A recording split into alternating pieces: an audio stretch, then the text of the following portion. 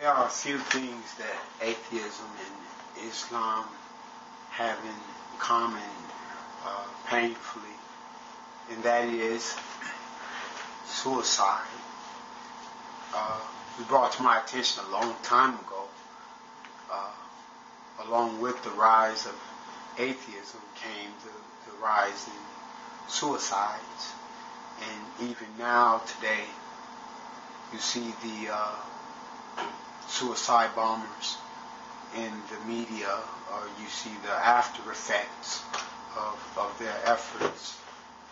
And I felt I should deal with the question: is there a time when you should excuse my voice? Is there a time when you should kill yourself? Under what conditions? I can't think of any right off. But I mean, that's easy to say. Say, well, what if your leg is gone, or what if this happened, or what if that happened? I've found that in hardships, or regardless to what life does, there's always tomorrow. You know, you can always find something else to do. Okay, always. There's always, and as it relates to the suicide bombers, you know, as I look back into what I believe, I'm not for sure about the Quran. I don't remember ever reading about suicide efforts in war, but in the Quran itself. But as it relates to the Bible, it said one soldier shall chase 1,000 men. That doesn't sound, from a biblical perspective, since Islamic people claim that they believe all of the prophets, even the ones that preceded Muhammad, if they believe just that should tell you that if one soldier of the Most High, the Almighty, of Allah, will chase 1,000, that's not a suicide effort. That's the Lord being with him in that effort.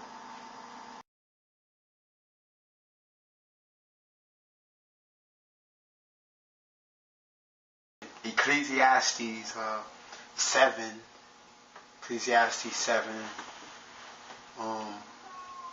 15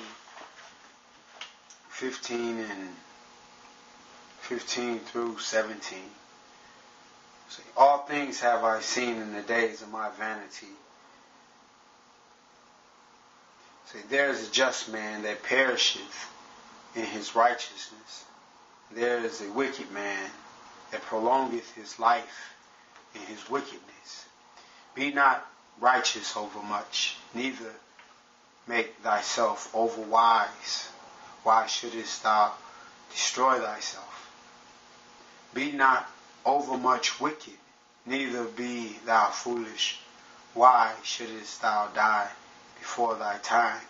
In other words, there is an allotted time for you to live.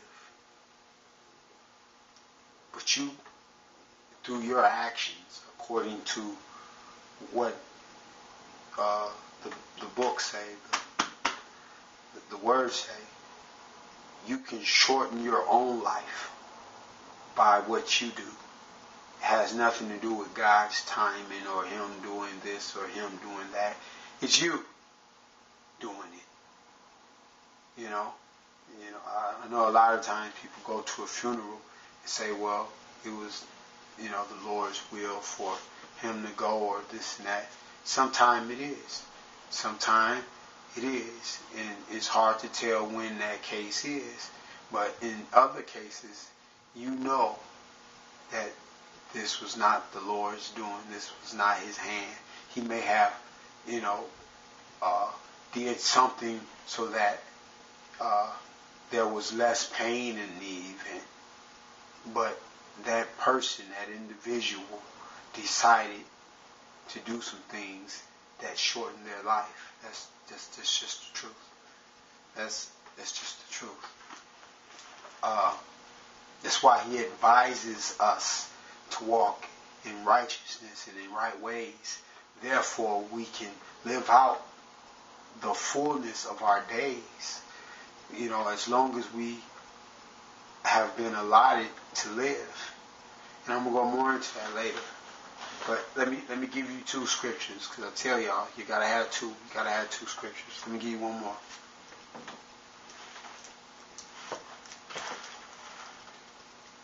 Book say. All right. Psalms 55, verse 23. It says, "But thou, O Yah, shalt bring them down into the pit of destruction. Bloody and deceitful men shall not live out half their days. But I will trust in thee."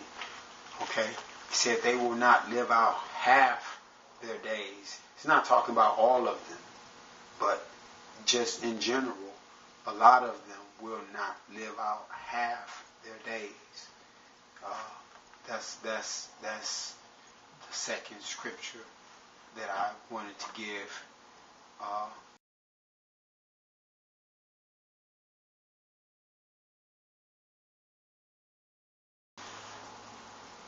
In the New Testament, okay. Again, I just want to highlight in the New Testament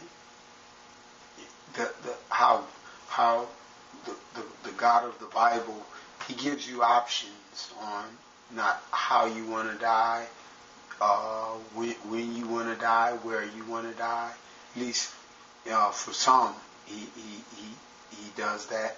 And for others, he tells them, listen, this is the way it's going to happen.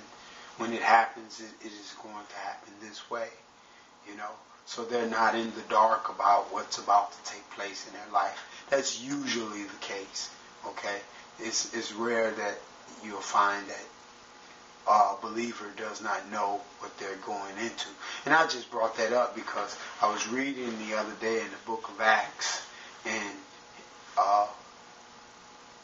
almost everywhere Paul went, they were telling him, listen, when you go to Jerusalem, this is going to happen. Listen, people who didn't know each other, there were no cell phones, there were no pagers, there were no text messages, there were no emails, there were no none of that. They just all had that same spirit, and they was telling Paul, he said, listen, don't go to Jerusalem, don't go. You will be captured. Evil is determined upon you if you go to Jerusalem. The Spirit has told me, when you go to Jerusalem, this is what's going to happen. And Paul had decided that he would go anyway. To really go over. Let me try this again. There's a lot of advancements in science that haven't been met yet. There's so much that a good life, a good dedication could do to help the whole of humanity before you go. But there's so much that, you haven't seen. There's so much, that you could invest in to help people in your own situation have a better tomorrow. It's just like a wrestler a while back who killed himself and his family.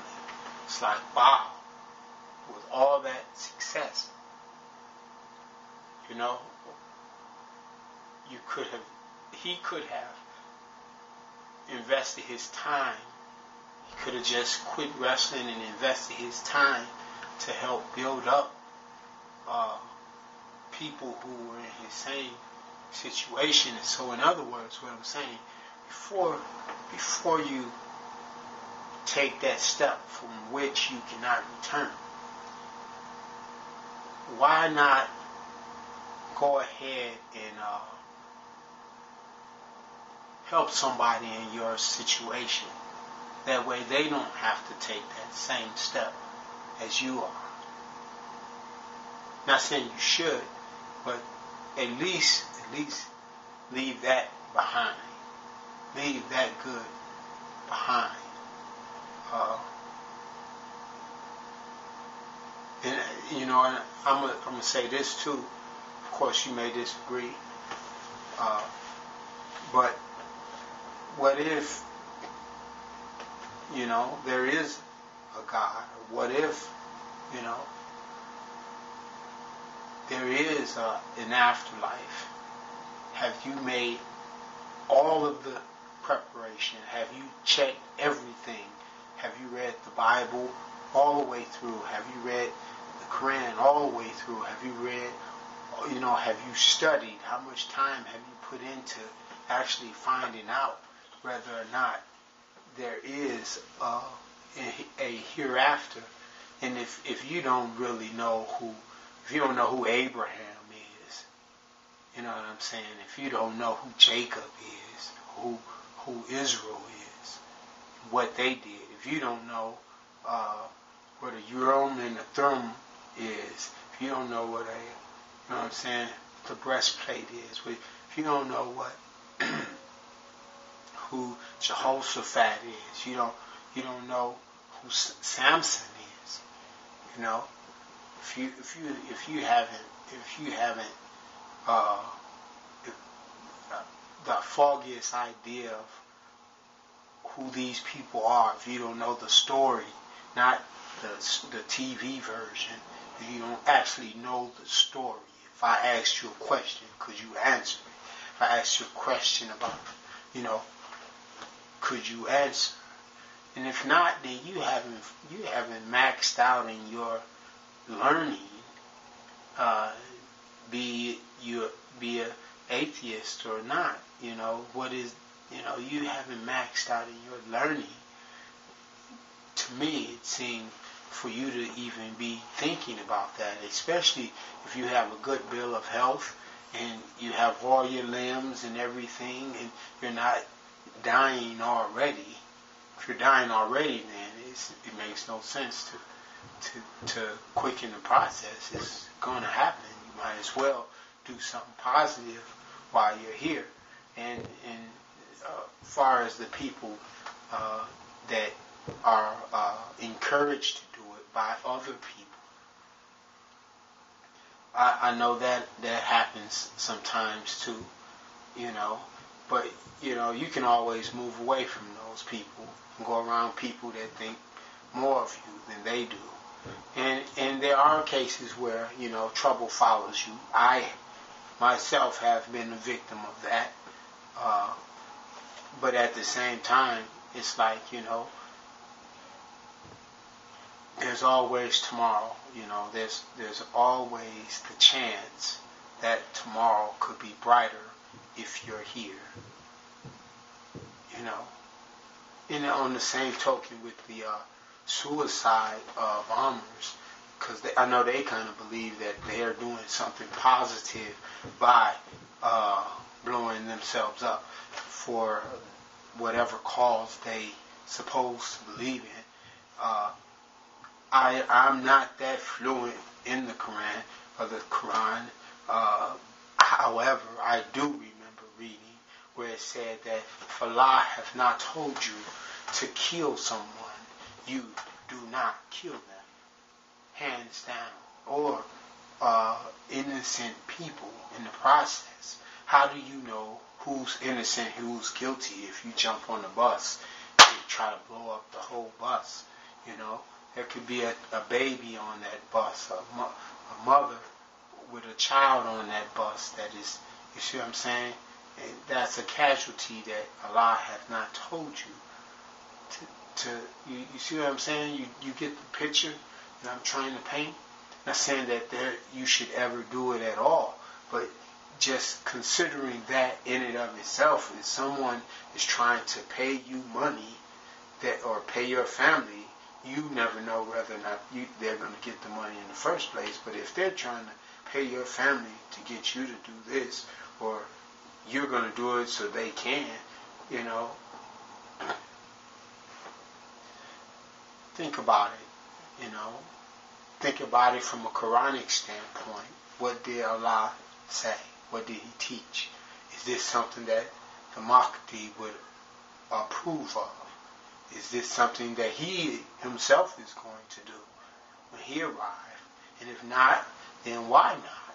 If this is a noble thing to do, okay? If He's going to come and just by being who He is, He's going to institute a new way of bringing about things, then maybe, just maybe, then He have a better perspective on what Allah would have you to do than does whoever that's trying to put you up for being a suicide bomber. You know what I'm saying? That's just, some thoughts I thought I'll leave with people, because I every time I hear someone committed suicide, I'm touched by it. I'm gonna be honest with you, because I know that road. I've walked down that road in my younger years, and it came to make no sense to me.